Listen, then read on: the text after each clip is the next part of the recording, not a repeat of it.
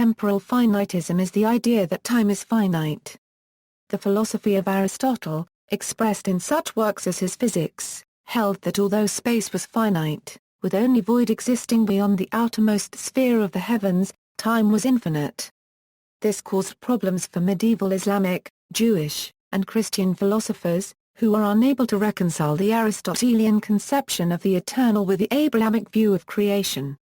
Medieval philosophy, in contrast to ancient Greek philosophers who believed that the universe had an infinite past with no beginning, medieval philosophers and theologians developed the concept of the universe having a finite past with a beginning. This view was inspired by the creation doctrine shared by the three Abrahamic religions, Judaism, Christianity and Islam. Prior to Maimonides, it was held that it was possible to prove, philosophically, creation theory. The Kalam cosmological argument held that creation was provable, for example. Maimonides himself held that neither creation nor Aristotle's infinite time were provable, or at least that no proof was available. Thomas Aquinas was influenced by this belief, and held in his Summa Theologica that neither hypothesis was demonstrable. Some of Maimonides' Jewish successors, including Gersonides and Crescas, conversely held that the question was decidable, philosophically.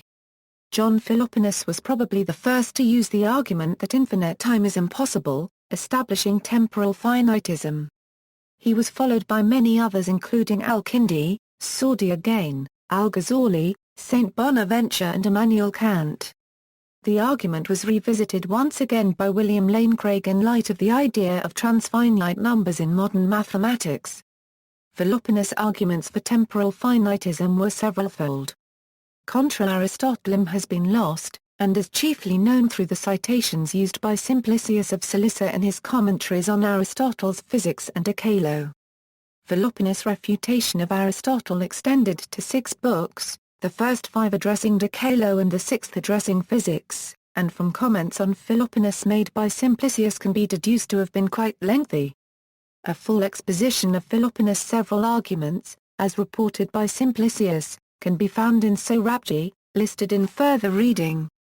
One such argument was based upon Aristotle's own theorem that there were not multiple infinities, and ran as follows: if time were infinite, then as the universe continued in existence for another hour, the infinity of its age since creation at the end of that hour must be 1 hour greater than the infinity of its age since creation at the start of that hour. But since Aristotle holds that such treatments of infinity are impossible and ridiculous, the world cannot have existed for infinite time.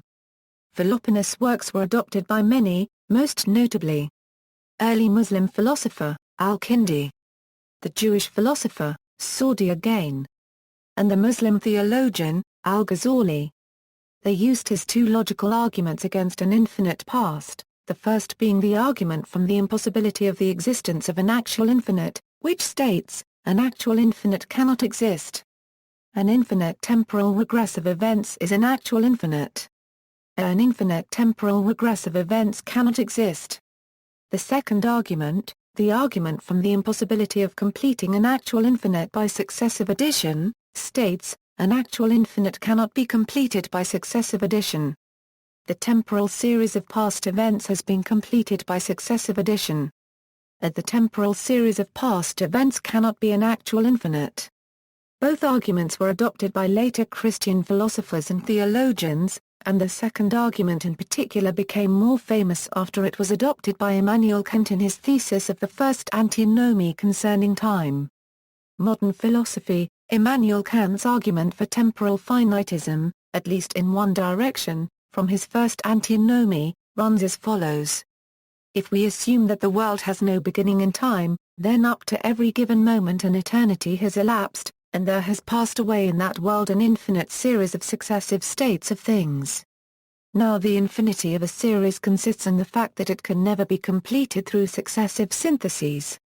It thus follows that it is impossible for an infinite world series to have passed away, and that a beginning of the world is therefore a necessary condition of the world's existence.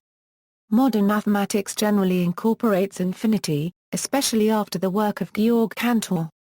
Cantor recognized 2 different kinds of infinity. The first, used in calculus, he called the variable finite, or potential infinite, represented by the sign, and the actual infinite, which Cantor called the true infinite. His notion of transfinite arithmetic became the standard system for working with infinity within set theory. As David Hilbert said, no one shall drive us from the paradise which Cantor has created for us. However, Hilbert also said that the role of the actual infinite was relegated only to the abstract realm of mathematics. The infinite is nowhere to be found in reality. It neither exists in nature nor provides a legitimate basis for rational thought. The role that remains for the infinite to play is solely that of an idea.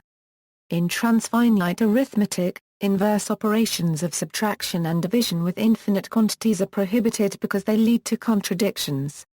If actual infinites could exist in reality, there would be no way to stop these operations from being performed.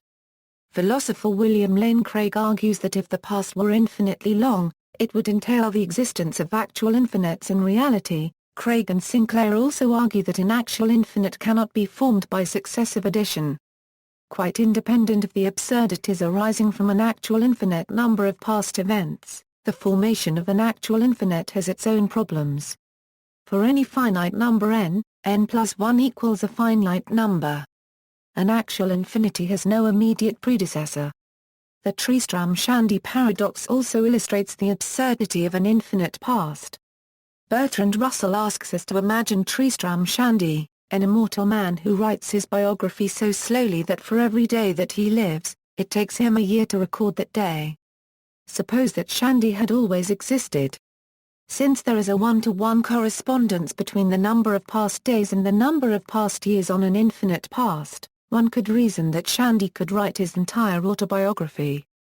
From another perspective, Shandy would only get farther and further behind, and given a past eternity, would be infinitely far behind. Craig asks us to suppose that we met a man who claims to have been counting down from infinity and is now just finishing. We could ask why he did not finish counting yesterday or the day before, since eternity would have been over by then. In fact, for any day in the past, if the man would have finished his countdown by day n, he would have finished his countdown by n1. It follows that the man could not have finished his countdown at any point in the finite past, since he would have already been done.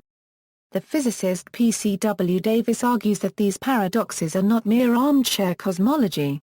The universe will eventually die, wallowing, as it were, in its own entropy. This is known among physicists as the heat death of the universe. The universe cannot have existed forever, otherwise it would have reached its equilibrium end state an infinite time ago. Conclusion: the universe did not always exist. Criticism: Kant's argument for finitism has been widely discussed. For instance, Jonathan Bennett points out that Kant's argument is not a sound logical proof. His assertion that now the infinity of a series consists in the fact that it can never be completed through successive syntheses. It thus follows that it is impossible for an infinite world series to have passed away, assumes that the universe was created at a beginning and then progressed from there, which seems to assume the conclusion: a universe that simply existed and had not been created, or a universe that was created as an infinite progression, for instance, would still be possible. Bennett quotes Strawson. A temporal process both completed and infinite in duration appears to be impossible only on the assumption that it has a beginning. If it is urged that we cannot conceive of a process of surveying which does not have a beginning, then we must inquire with what relevance and by what right the notion of surveying is introduced in the discussion at all. Some of the criticism of William Lane Craig's argument for temporal finitism has been discussed and expanded on by Stephen Peyer. In this, he writes Craig's argument as, if the universe did not have a beginning, then the past will consist in an infinite temporal sequence of events. An infinite temporal sequence of past events would be actually and not merely potentially infinite. It is impossible for a sequence formed by successive addition to be actually infinite. The temporal sequence of past events was formed by successive addition.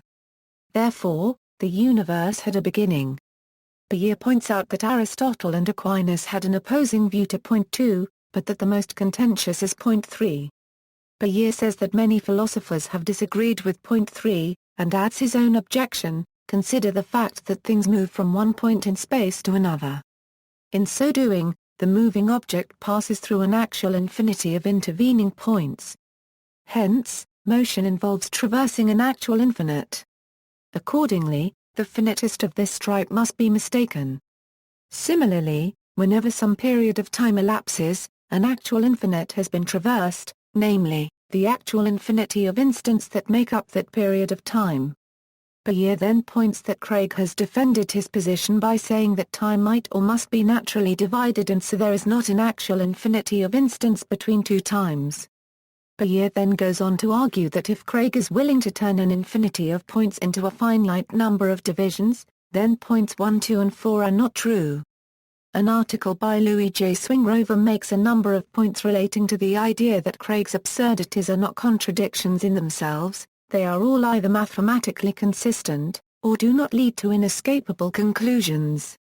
He argues that if one makes the assumption that any mathematically coherent model is metaphysically possible, then it can be shown that an infinite temporal chain is metaphysically possible, since one can show that there exist mathematically coherent models of an infinite progression of times.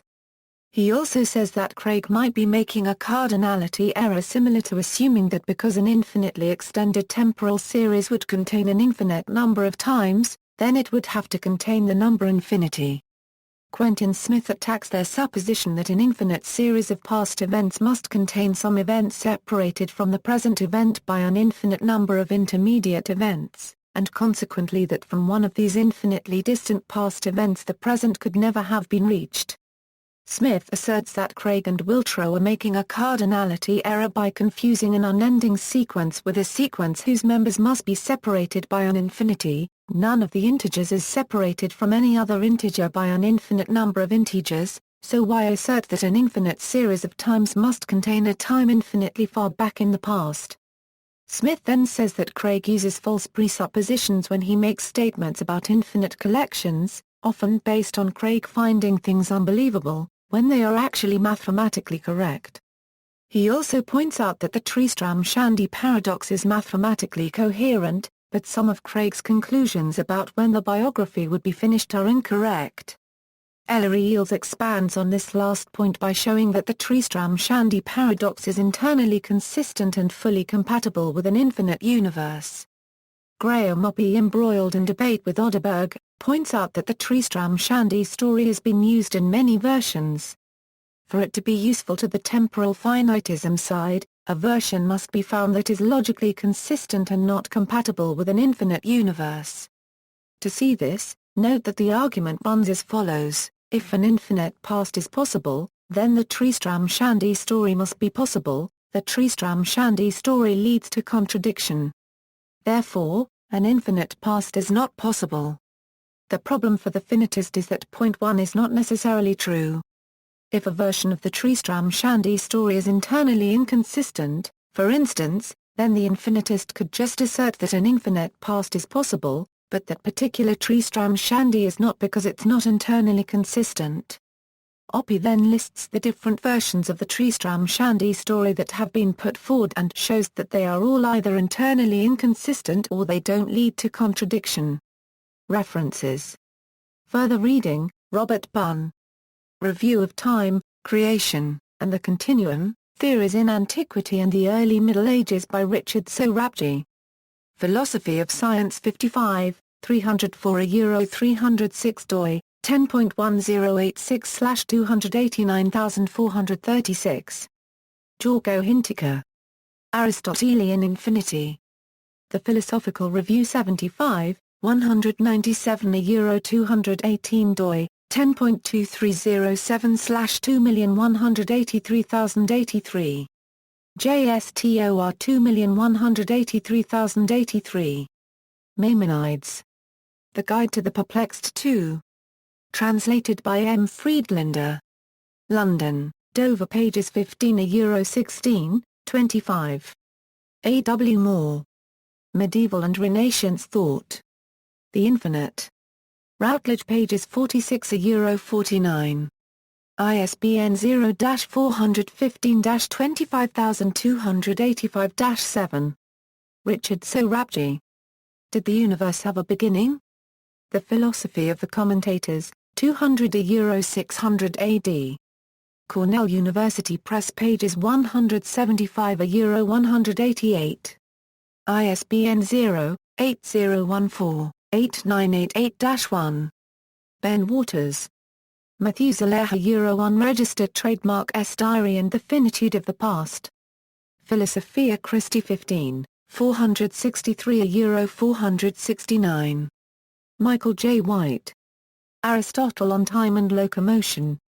The Continuous and the Discrete, Ancient Physical Theories from a Contemporary Perspective. Oxford University Press. ISBN 0-19-823952-1. External links, Methuselah Unregistered Trademark S. Diary and the Finitude of the Past.